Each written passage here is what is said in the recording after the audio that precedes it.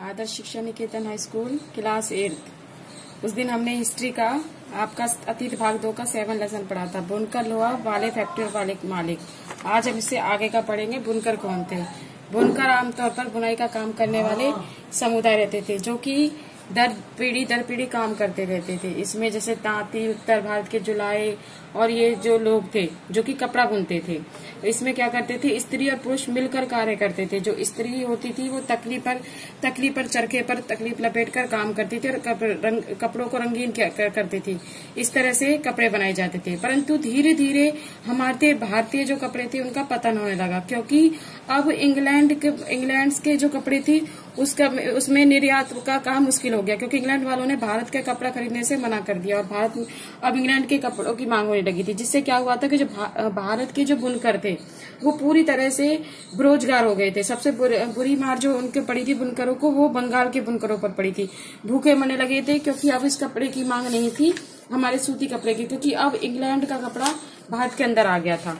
उसके बाद पढ़ेंगे कि किस तरह से ब्रिटेन में सूती कपड़ा जो था वो सूती कपड़ा ज्यादा मात्रा में बिकने लगा था और सारे जो मशीन के कपड़े थे वो लोग खरीदने लग गए थे। इसलिए बुनकरों का पूरा काम खत्म हो गया था। अब पढ़ेंगे सूती कपड़ा का मिल उदय। सबसे पहले भारत में जो सूती मिल बनाई गई थी वो 1854 में बम्बई में स्थापित की गई थी।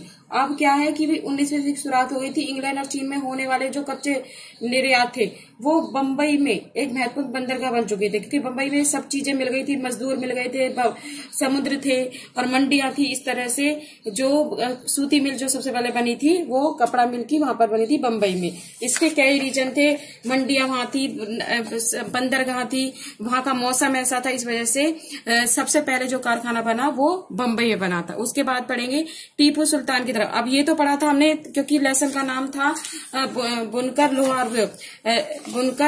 लोहा बनाने वाले फैक्ट्री में। अब बुनकर तो हमने पढ़ लिया, अब पढ़ेंगे लोहा बनाने वाले मशीन।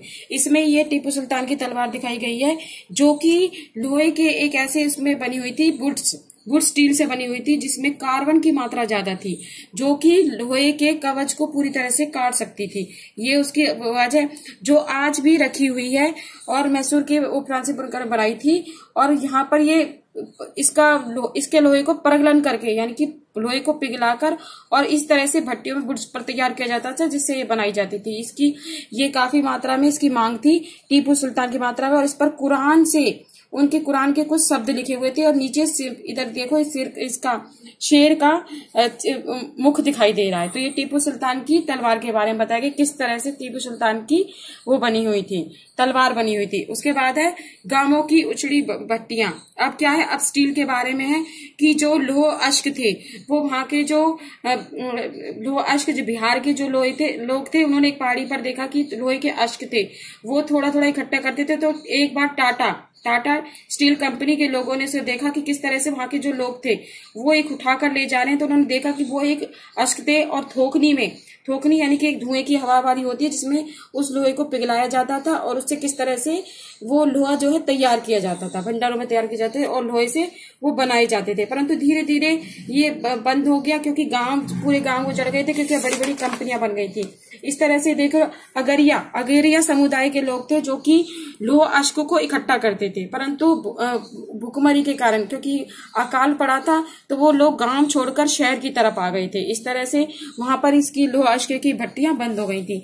भारत में लोह इस्पात का उदय 1904 में शुरू हुआ था। ये लोहा इस्पात, इसमें टाटा आयरन स्टील कंपनी कि उन्होंने देखा जो टाटा जो थे कि भाई किस तरह से टिस्को जो कंपनी थी, उन्होंने देखा भाई किस तरह से एक लोहे की कंपनी लगाई जाए। तो उन्होंने वहां के लोगों से पूछा, अगर ये समुदाय के लोगों से पूछा तो वहां पर ये कंपनी वहां लगाई जा सकती थी जहां पानी का भी पूरा प्रबंध हो।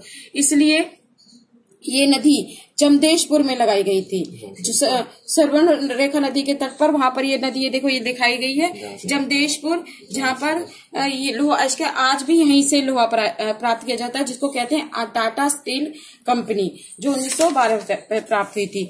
इस तरह से ये धीरे धीरे ये हुआ। फिर 1914 का क्वेश्चन आया था। 1914 में जो लोहे की मांग क्यों भारत में थी? क्योंकि जब 1914 का विश्व युद्ध हुआ तो भारत लोहे के औजार बनाने के लिए और रेल की पटरियां बनाने के लिए लोहे की बहुत ज्यादा जरूरत थी। इसलिए 1914 में हमारे भारतीयों से लोहे की काफी मांग हुई थी। तो इसलिए की स्थापना की गई थी, टिस्को कंपनी की स्थापना की गई थी। तो आज आपने इस लेसन के बारे में पढ़ा है। ये सारे क्वेश्चंस हैं आपके कि जानदानी क्या, वंडाना का, अगरे का। इसको नेक्स्ट अपनी फेयर कॉपी में करेंगे सभी।